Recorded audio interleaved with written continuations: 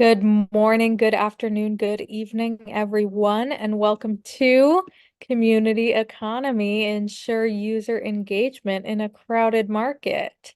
My name is Michelle Eisenberg, and I am a program assistant here at the Nasdaq Entrepreneurial Center. And for those of you who may not know, the Nasdaq Center is a nonprofit that's building a better path for entrepreneurs worldwide by improving inclusion, access, and knowledge in entrepreneurship. So as you will see in the chat in a moment, the NASDAQ Center provides programs, resources, and exceptional mentorship to entrepreneurs across all races, industries, and geographies. So definitely make sure to check out those links and resources in the chat. And then just a couple of housekeeping items before we get started. First, let us know where you are dialing in from in the chat. We always love to connect. And second, we are going to open up for live Q&A at the end of the event. So please make sure to submit your questions for us in that Q&A function at the bottom of your screen throughout the presentation, and we will try our best to get to all of them.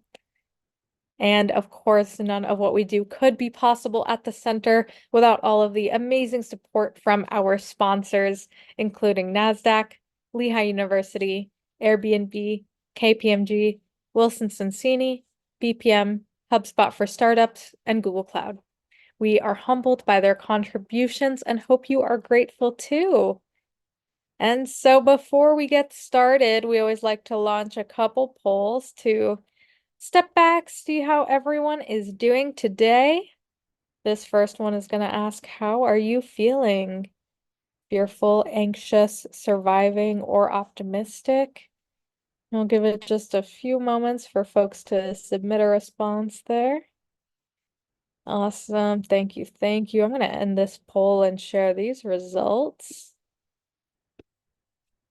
All right, looks like optimism coming up in the lead. Always great to see, but definitely have some feelings of fear, anxiety, and surviving. So hopefully our topic today will be helpful in alleviating some of those feelings.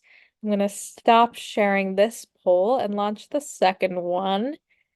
What is keeping you up at night? Finance, sales, marketing, scale, pivot, team, or surviving? And this one just helps us understand your current needs as an entrepreneur so we can make sure we are continuing to develop meaningful programs and resources for all of you. Awesome. We'll give it just another moment. Welcome, everyone. We got folks from Alabama, DC, Uganda, Nigeria, Kenya, Washington State, Virginia, Illinois, Louisiana. Welcome, welcome. So great to have you all dialing in from all over the place. Georgia, welcome. Awesome. I'm going to end this poll and share these results. All right. Looks like finance coming up in the lead with marketing right behind. So definitely fitting for our conversation today. I'm going to stop sharing this poll. And without any further delay, please join me in giving a warm welcome to our special guest, ReeJade Richmond, community growth strategist at memberships that sell. ReeJade, it is such a pleasure to have you here with us today. Thank you so much for joining, and I'm going to pass it right over to you. Yeah, thank you, Michelle. Thank you, Anna. I'm super excited to be here today. I don't think you all understand how excited I am about this topic. So thank you all for registering. Thank you for your time today. I promise we're going to have a good time, a fun time. But before we get started, I wanted just to kind of introduce myself a little bit about what I do in my perspective on product development and community. And so when I talk about community, I'm really talking about a product. And so when I am working with B2B SaaS companies, we are talking about the community more so than the actual product that you're developing. So if you're here, you have a B2B startup, you're into the SaaS arena, fintech, financial tech, health tech, you're in the right space. If you're in the B2C realm where you're a service provider, you consider yourself a thought leader, a coach, or a consultant, you're also in the right place as well. And so for me, my journey with product development and community development really started about 4 years ago. It really started when I had got a kidney transplant and I really wanted to serve my clients at the time. And so I decided to create my first community. But at the time, all the software sucked. And so I went on this journey to building my own software, and it led me down this path of product development. And then I realized the gap between the products we buy and the actual value and transformation that we get. So for example, let's say we're all on Zoom right now. And with Zoom, it's a product, it's a tangible product, but how do we build community? And I think we kind of saw that with COVID. And so that's kind of some of the things we're going to dive in today with the presentation. I'm going to talk about, creating engagement, creating your product roadmap. What are the strategies you need to create a successful community when you're having members or subscriptions, right? How do we keep that engagement? And what is the value you're going to give so you are attracting the right people to your actual thing, whether you're a B2B SaaS and you have a tangible product, or if you're B2C and you have an actual service. And so we're going to talk about that today. And so I would like to get started. So Anna, let's go ahead and get started with the presentation. All right, so let me move my screen over. So just a friendly reminder, the first three things, like the purpose of this presentation, the three key takeaways that you're going to walk away with from this presentation is you're actually going to walk away with, number one, strategically defining your goals for your product, whether you are in your early startup phase, whether you have launched it and you're not really excited about the revenue you're getting, the amount of engagement that you're having. We're going to talk about that. Attracting the right people to your community, whether you consider them memberships, consumers, or subscribers. And then we're also going to talk about keeping these people engaged. So you don't have to chase down people. You don't have to take a loss on your company. And that's what we're kind of seeing right now in the marketplace. And so if those are some of your concerns, some of your dying questions, then we're going to dive into those today. So as a reminder, if you have any questions, make sure you put them in the chat as we go through this presentation. Make sure you take notes. I am a teacher by nature. So you're going to see that kind of style as I go along. So make sure you have notes. I look forward to answering your questions near the end. So Anna, next slide.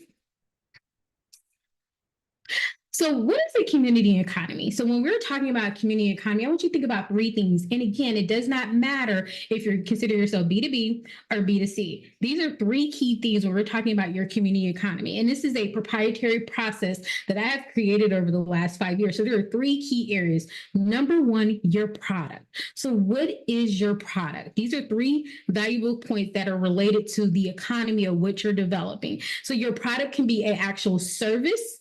Your product could be an actual software. And so that's what we're going to be talking about today. But those two combined is really your community. And at the end, I'm going to show you what I mean, that your product is really your community. But for purposes of us starting out to dive into this and to really get the key points, your product is either your service or it's actually the tangible thing that you offer, such as software. And then another part of that community economy is value. How are you transforming lives with the thing that you develop? So if you are a thought leader, consultant, or coach, how are you transforming lives through what you provide? If you are in the B2B SaaS arena, how are you with that product that you're creating, whether you're in startup phase, you've already launched it, you're a couple years in and you're looking to scale it. What is that transformation that people get when they engage with your actual product? And so I want you to think about that value.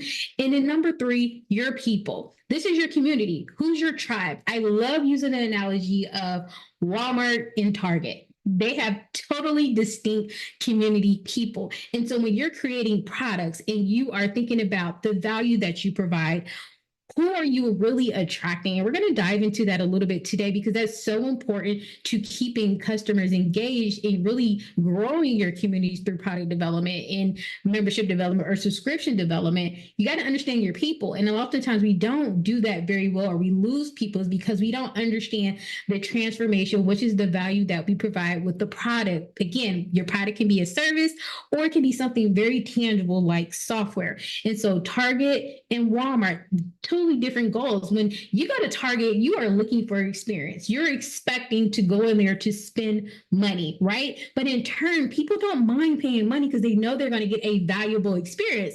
Versus when you go to a Walmart, you don't have really the concept of getting an experience, right? You just have the thought process of just getting in and getting out for a very cheap value. So your expectation is low. And so when you're thinking about creating your product, when you think about customer engagement, consumer engagement, and you think about the transformation, the impact, attracting the right people, you want to think about that experience, and that's going to really grow your community. And so those are the things I want you to consider as we go along with this presentation. Anna, next slide, please. So what's your product? And so make sure you screenshot this. We're going to dive into this. We're going to be on the slide for a while, a little bit. So your audience. So when we're talking about your product, I want us to reverse engineer this. We're going to think about what is, excuse me, your audience. Your audience is the actual people you want to interact with. When I'm working with B2B clients, one of the biggest things that I see, especially those who are in the startup phase, when they're building software, they're building this amazing app and it's beautiful and it works well. But there's one thing. People don't stay in it long, or people don't even subscribe. They sign up for the free trial. If this is you, let me know. We'll talk about it. They sign up for the free 7-day trial. We've all done it before, right? And then we cancel it before the subscription recharges their card. Why does that happen? It's because oftentimes we put products together with fancy sales pages, but we haven't really defined who it is we're trying to transform. And so your audience is so key to who am I transforming through this product? Who am I impacting?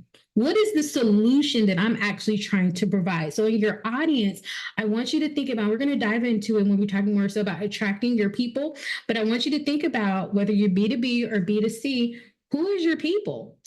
Who are your people? And think about, again, the easiest way to think about this is the transformation. So for example, if I am creating a mobile application for weight loss, what is the transformation that I'm trying to achieve? I'm trying to help people lose weight, but why?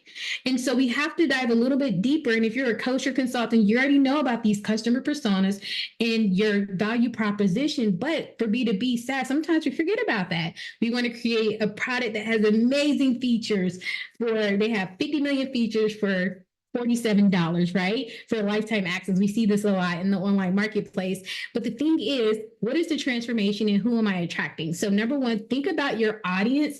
Who's going to benefit from your product? What is the value that you're providing? And that's how you reverse engineer when you're thinking about your product, when you're in your early startup phase. Consider that.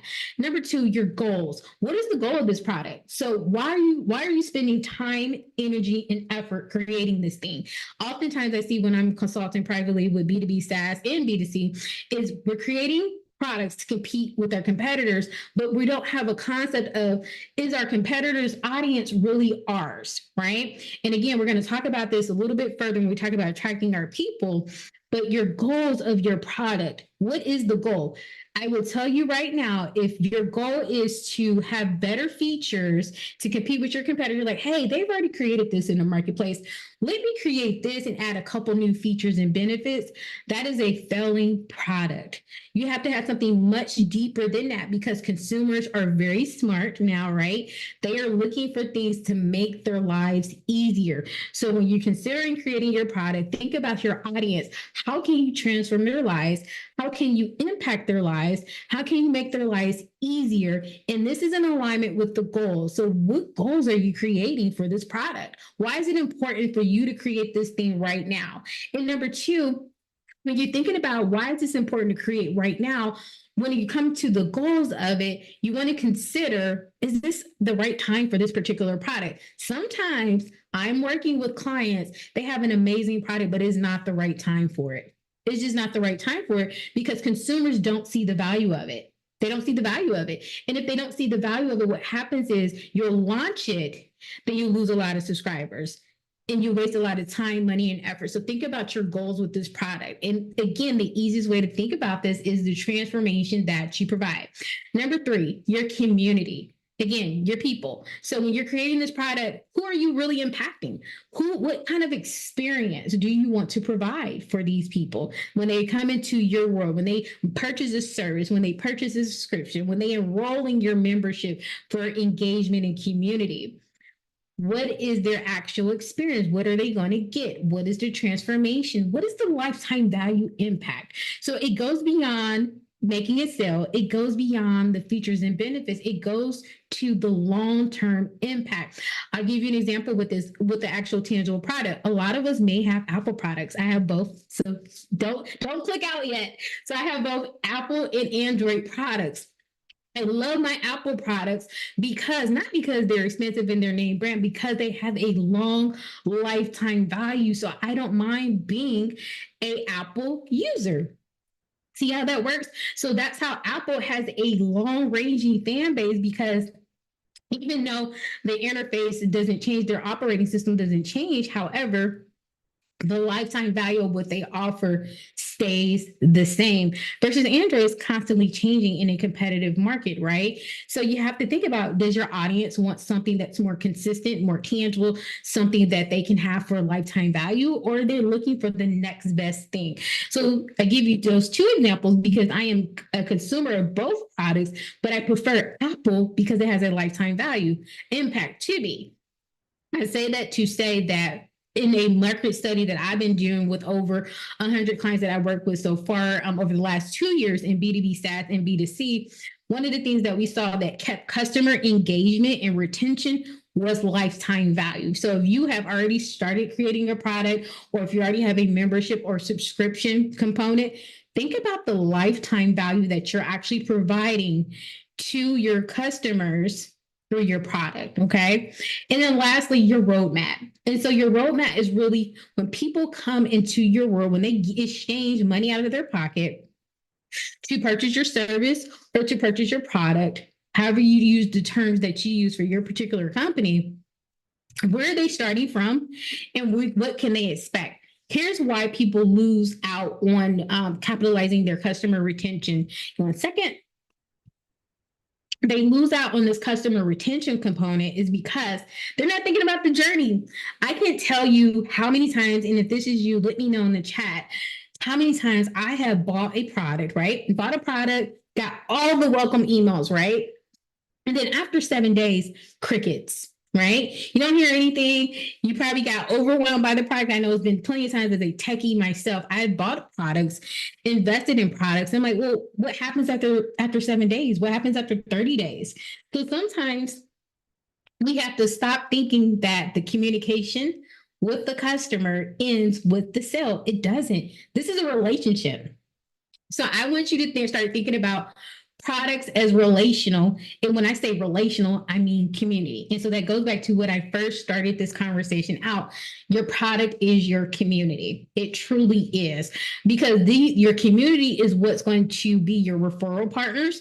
They're going to be the people that champion the cause. They're going to be the people that engage with whatever it is you offer. They're going to be the ones that give you feedback to help improve the user experience. If you're in the tech lane, UI, UX, if you're in the coaching lane, consultant lane, how to provide more of a relational experience for transformation, right?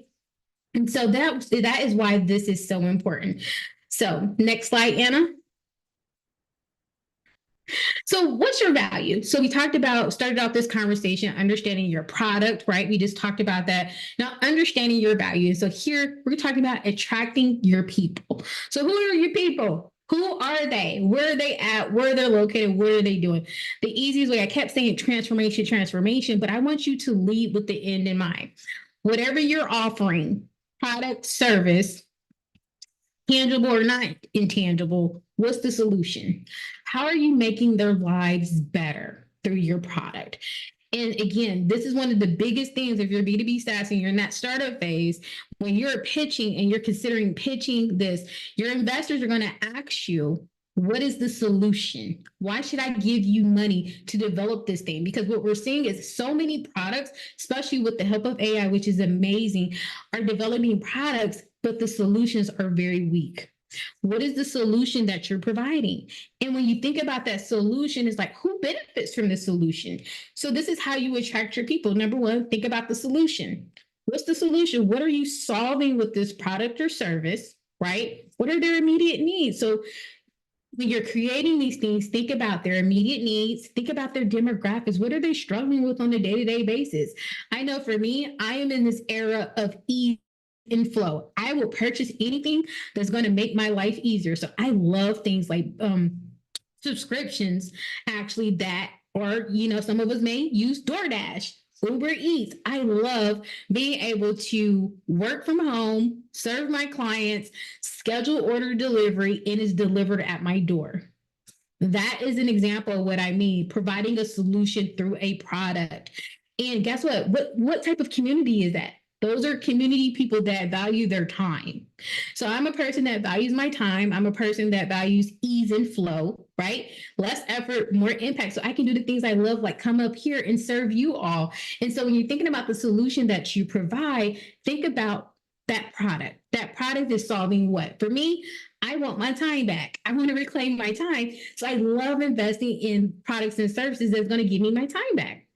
So think about that if you're an early stage startup for your product development, if you're mid stage or even final stage, and if you're a coach or consultant, think about how are you making people's lives easier. So if you are a life coach, thought leader, whatever you consider yourself as, how are you making people's lives easier? Are you helping them, get their time back because you have years of experience to help solve some of their problems, right? One of the things that I love that I actually did was I participated in the Milestone Circle program.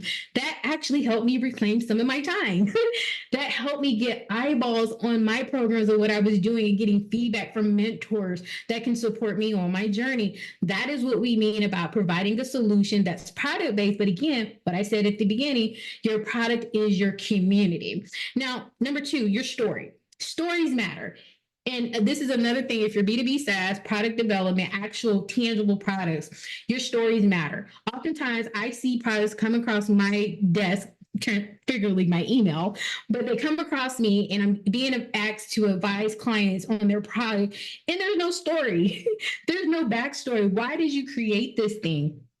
And the number one reason that I have been seeing over the last 3 years with this particular problem is, oh, I just wanted to compete because this competitor did this. I saw that it was profitable. I think I can make a better layout. That is a horrible business strategy. So if that is you, let's rethink this today so you can go back to the drawing board and reorganize it. So what's the story behind the product? We love a good story.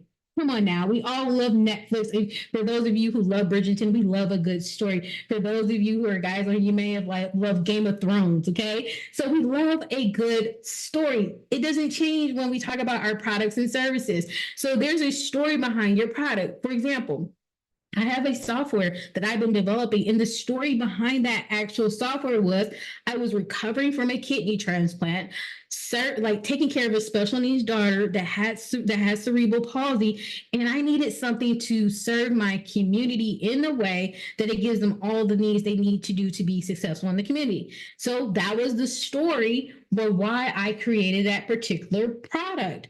So what's your story? Oftentimes we don't want to share a story because we think it's irrelevant, especially in the tech arena. But I want to tell you, it's so relevant, especially those who are looking for series funding.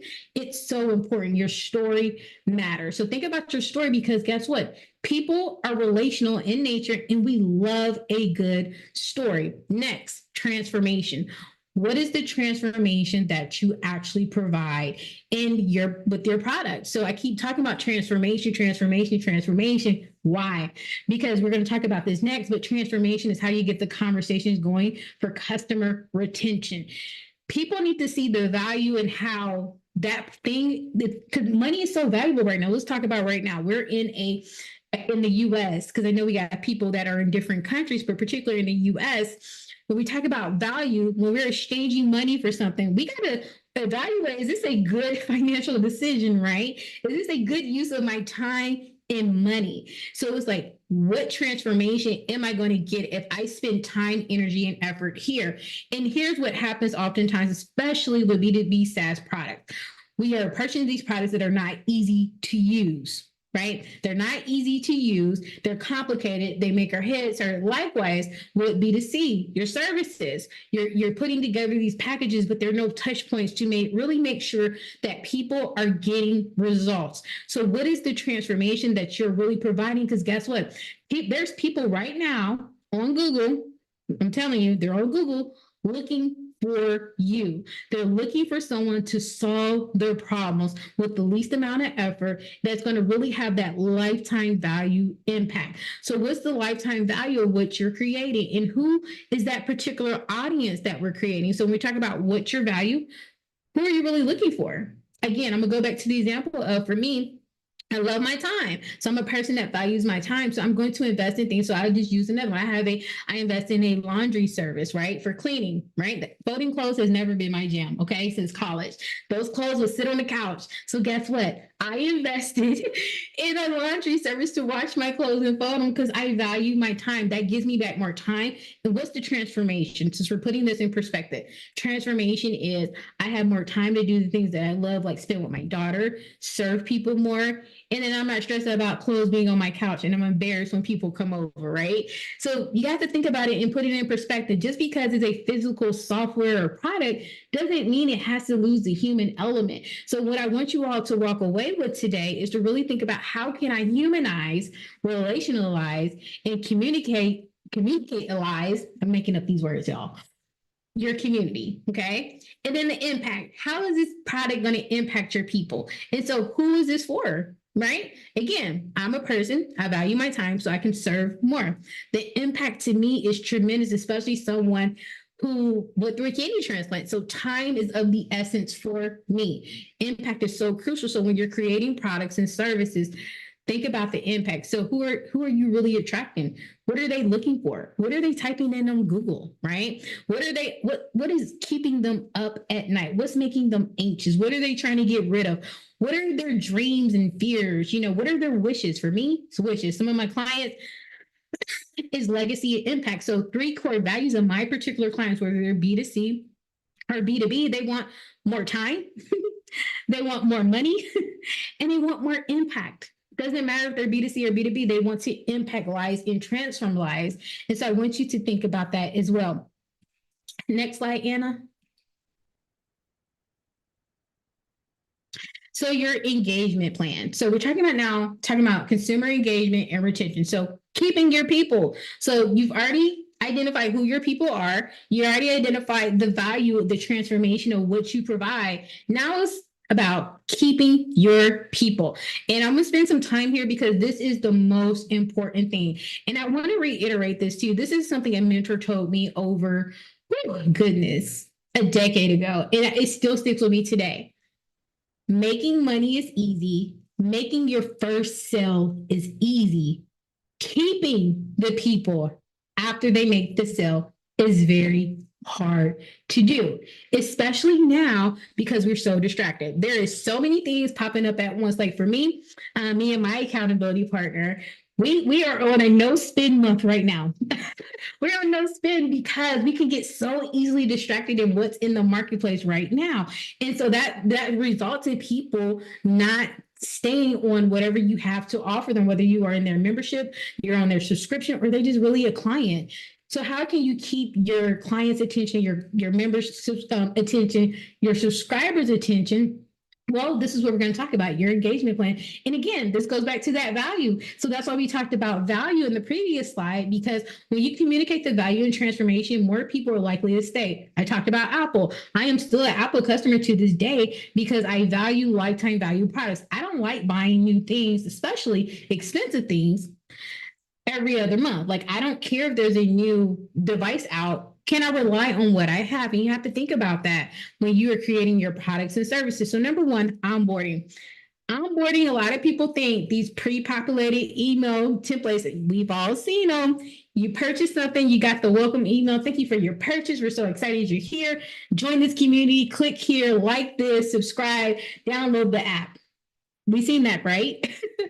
So, but how can you distinguish yourself from that standard language? This is what I want you to stand on in the marketplace. And it's not hard to do, but you got to put a little bit of effort into it. So this what goes back to your story. Number one, tell your story. Your story lies into that onboarding to keep the engagement, right? So that onboarding process, you want to create a wow process. Why are you serving them? And you want to communicate that to them, right? You want to really, really emphasize the why you are serving them, right? And ongoing support. How can you continuously support them even beyond the sale? So regardless, if they have been on your subscription plan for 12 months, your communication with them should not stop. Your relationship and engagement with them should not stop. You should still be finding ways to serve them, even though they've been a subscriber forever. I'll give you an example. Some of you may be some Amazon Prime users. Amazon Prime is a great example of this. I cannot tell you how long I've been an Amazon Prime user, but the point of this is their wow process that we have made a proprietary process for us is so amazing that no matter what you do on Amazon, there is something that they are looking to serve you with. They just added, the pharmacy, not too long ago. They have health stores, they have wellness stores, they have fitness apps, they have the movie experience, they have book clubs. They're continuously finding ways to serve their people to keep them engaged. So I ask you today, when you're thinking about, going beyond the first sale, when people are coming into your world of your product, how can you continuously serve them? Amazon is a great example of that. They have continuously innovated ways to serve the people. For those of you who love buying clothes, they invite you to follow their creators so you can get the latest styles and trends. They have the AI capacity now where they can find things based on your browser history on recommendations on what you would like. This makes your search history search and query easier, right? So how can you continue to serve people beyond their initial experience with you? And that is that onboarding process. You want to think ahead, think about the future of your people. So that number one, attracting your people and keeping them engaged. Number two, conversations. And so this is with conversations and feedback. Always, always, always get the people's feedback. Oftentimes, as creators, innovators, we think that we created we think we created the next best thing in the planet. But sometimes we miss a step and we don't communicate with the people that are actually our customers. They are VIP champions. How can we get their feedback? And this goes beyond surveys, okay? Surveys are okay, but nowadays people value their time and they really don't want to spend too much time on a 5-minute survey. They just don't. They don't want to click through buttons. They don't want to fill in answers. So how can you keep conversations going? Some of the things that I've seen that has worked very, very well to keep engagement is hosting private events, in-person retreats, inviting, a select amount of people that's been customers to come to a private event. A virtual summit is a great way to unite your community together and have conversations. Exclusive, and we're talking about this on the fun part, but things like challenges, to get people engaged, inviting people into the world of affiliation. We'll talk about that a little bit deeper into the collaboration part, but what conversations are you having with the people that has bought from you? Oftentimes we miss the mark of having conversations and getting feedback from the people we serve beyond surveys. And so I want you to think about some creative ways that you can do that. Some of the ways we have done it with our clients is we actually send mail. Mail is still king, guys. So don't think that mail is dead. It's not dead. Mail, intimate events, such as, like I said, retreats, such as you can do private feature release parties. Things like that is how you keep the conversation going. Keeping your community engaged. We're like, ooh, what's next? I even seen, not many of my clients, but I have seen in the marketplace of people creating books to go along, like actual tangible books and audios and like deck cards to go along with their software to keep their customers engaged. I even seen coaches and consultants and thought leaders do this as well, even creating podcasts around their software or YouTube channels. And so I think finding ways to keep the conversation going and getting feedback so you make sure that you're still serving them. And here's why this is important. I want to go back to the Amazon example really quickly. Amazon has figured out how to grow with their clients. with their subscribers, with their customers. What do I mean by that? The first time you bought a cell, like before, Amazon Prime was just getting your packages to you faster, right? But we have since evolved to, okay, what else can we get to them faster? Outside of books, we can get clothes to them faster. We can get medication to them faster. We can even get you some movies to stream, right? So they're constantly thinking about the conversation and growing with their audience based on the needs and the solutions that they're looking for right now. I want you to consider that. Next point, collaboration. How can you collaborate with those who have invested in you and with your product or your service? How can you collaborate with them? And this is one of my actual favorite components of after we create an amazing product, we have the community in place, and now we want to keep our people. Collaboration, actually working with the people that, just picking their brain and asking them questions and getting tangible, direct feedback from them. And you'll be surprised how excited people are for you to ask them to feedback or to collaborate with them. This collaboration, they want to be affiliates. We've seen this, like when we've seen influencer marketing at a rapid rate, but when we talk about product development, I don't think you all understand how developers and thought leaders and coaches and consultants really value collaboration when it comes to affiliates and influencer programs. So really think about that. How can I collaborate with them? How can we build this product and service together and make it better? Affiliates is one of my favorite ways. Creating licensing programs is another way to license out, white label. If you have a B2B product, you can white label your actual software. It's a great way for collaboration. Also, if you're a B2C, licensing out your tangible curriculum, your secret sauce, your blueprint, your framework. And then next, I'm going to talk about fun. You can have fun in your business. It is so interesting because our company has really switched this word to fun. It used to be gamification. How can we play a game with our products and services that keeps our people engaged? How can we do that? And so here are some ways that we can do it that are absolutely my favorite that I still do today. I love challenges. Love them. Love challenges. I love when I see our customers competing for different prizes in the community when we are launching our community. So gamifying the experience for your subscribers, your members, or your customers is a great way for customer retention. Challenges is a great way to do it. You could even do challenges such as, referral points, challenges such as engagement in a particular community. Some of you may be on LinkedIn. What if you had a LinkedIn group where the most amount of people that engaged for that month, they actually got an Amazon gift card? So gamifying the process to keep people engaged with your product or service, and then they bring other people into that community for you. And so this is what we mean about community economy, is really about the product and the value that you provide and the transformation. So how are you doing that with your people? And gamification is a great way to do that. Anna, can we go back to the slide 2, please? Yep. So at the beginning of this, I said we talked about product value and people. I wanted to go through this for an explanation of each of the 3 categories that we were exploring today.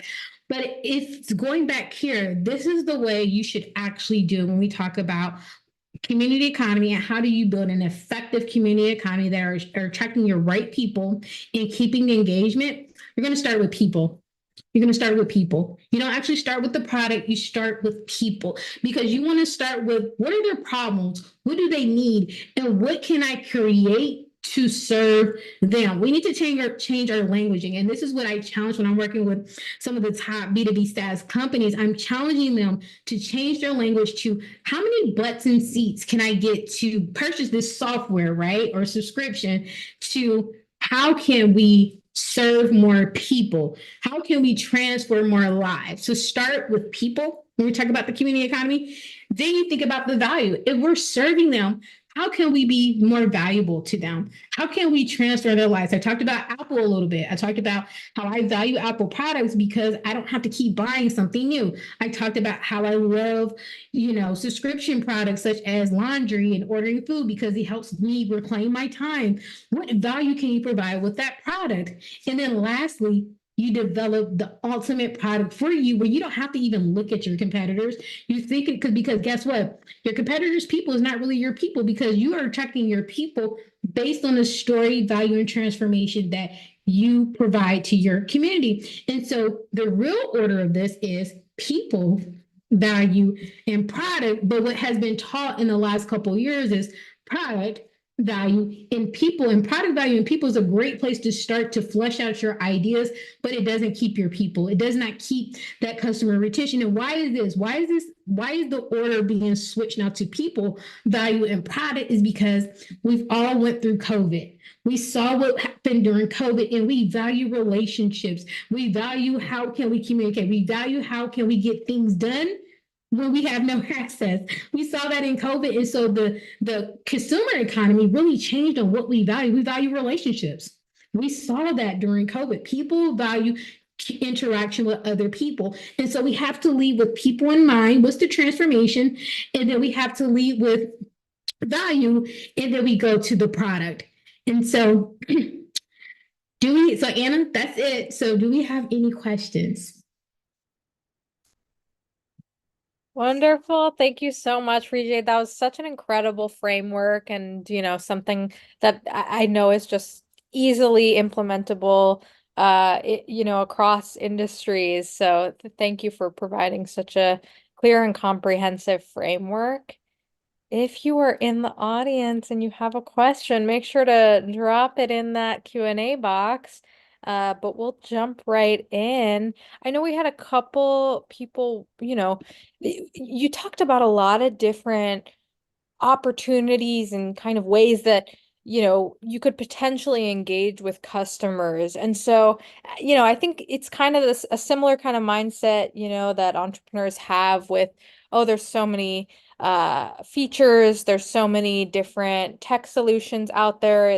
It almost becomes like an oversaturation or like a feeling of overwhelm. So how can entrepreneurs identify like where to focus their efforts so that they're really optimizing the channels and opportunities that will lead to greater impact?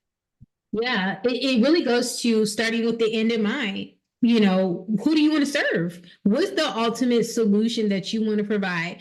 So it leads with that transformation component. So, for example, I'll just use me as the case study example here. I knew after I got my transplant that I knew that three of my core values at that time was time, money, and impact. And so I led with that. So I started with the end in mind. If those are my end goals and my focal point, then if I was purchasing a product or service, whether I was investing in a coaching program or a tool, if it didn't align with any of those values, then it was something that helped me weed out the process of focus. And that's the same thing I tell my clients, whether they're B2B or B2C, is what is your end goal? What is the transformation? Like, what's the focal point? And it's key to start with what do you value right now? What is the ultimate transformation? For me was I wanted more time to myself. I wanted more money, more revenue, and I wanted to impact more without burnout. And so I had to lead with that. And so that led me to find tools. What tools can I purchase to help me build a community that was going to help me reclaim my time, make more money, and impact more lives without investing more time in that?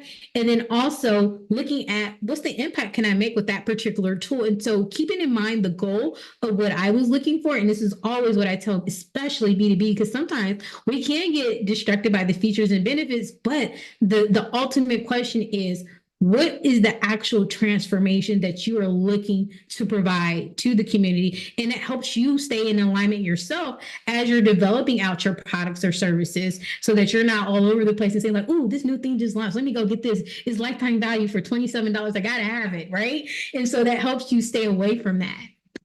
Yeah, absolutely. I love this idea of, always going back to your values because yeah, once you kind of have those identified, it's much easier to pursue the opportunities that are aligned with those values and recognize them. So, I think that's just great advice. Awesome. We got another question here. I think this is interesting, for entrepreneurs who maybe are building a team for their business. This person is asking about, does does the community building effort of your business need typically go under like a marketing department? Is that where it fits best, or is it something that should be kind of a alone position or department where it's just focused on community building and engagement?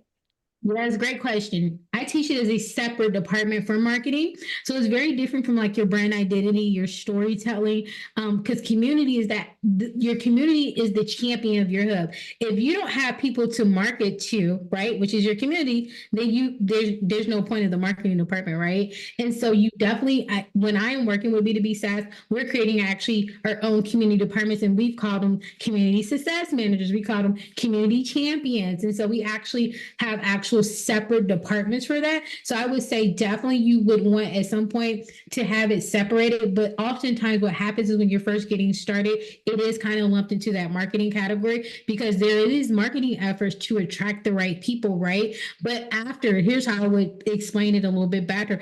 After you get the people in, you want to move those people over to your community department for sure.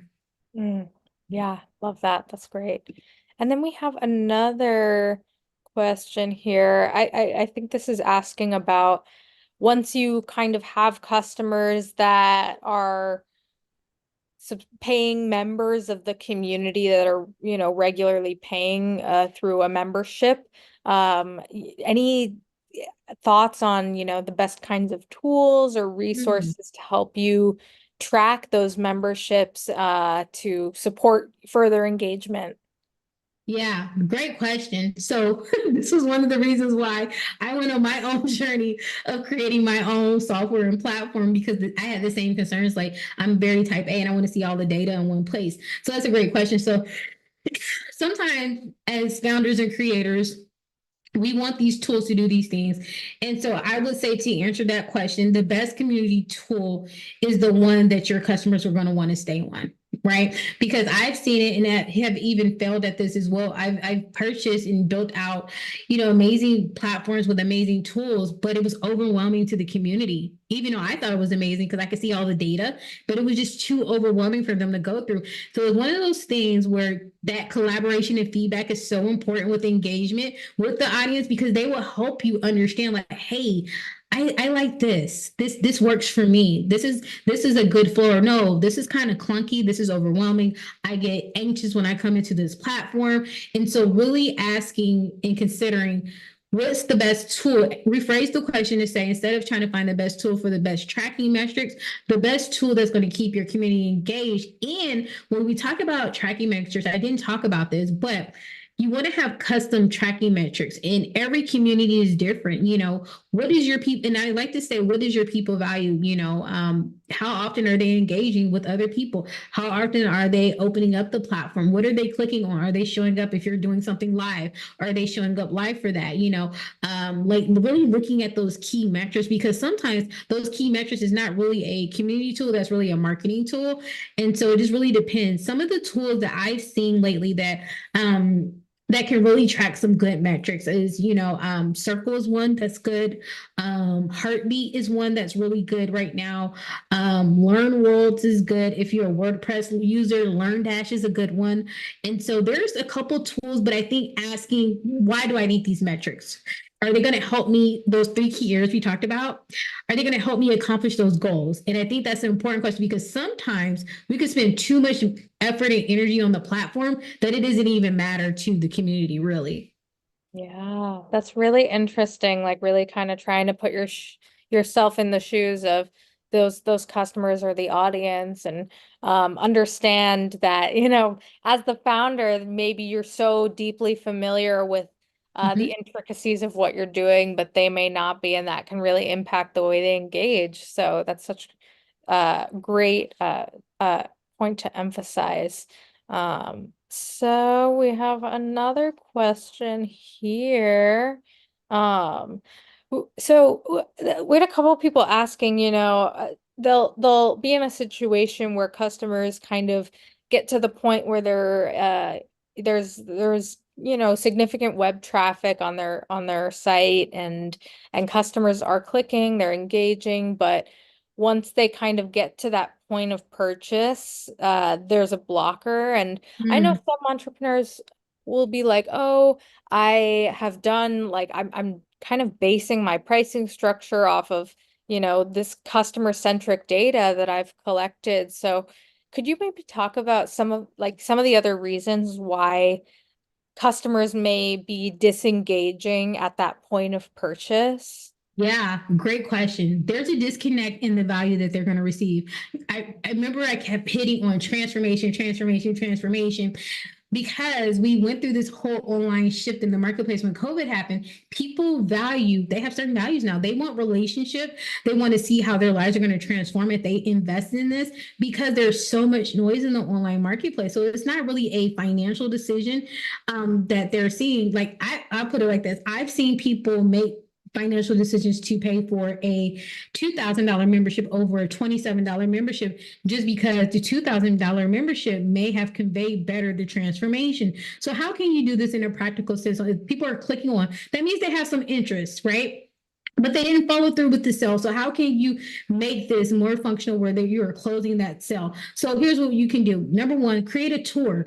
Do a video tour about what it is that they're going to get. What can they expect? Walk them through. If you have an actual platform, walk them through, make them feel at ease so they can actually see and experience what it could potentially be like to be in your community. Number two, another thing you could do is you can have 15-minute calls. If you have time or you have a dedicated team, you can do calls to help alleviate some of those questions or concerns before they make the purchase. Or you can have a customized Q&A page that when they click, you can retarget them an email. They get an email like, hey, I saw you click, but you didn't make the sale, right? We've all got those emails, those retargeting emails, and say, answer any of their questions, some frequently asked questions, and go from there. I think keeping the door of communication together and open helps alleviate that. So if they're clicking there and they didn't purchase, number one, they have interest, which is good. You want clicks, but the follow through, it just may have been there was a burning question they had, and whatever you had on that sales page just didn't really make them feel safe and secure. So think about how can you make them feel safe and secure and to give you a definitive yes.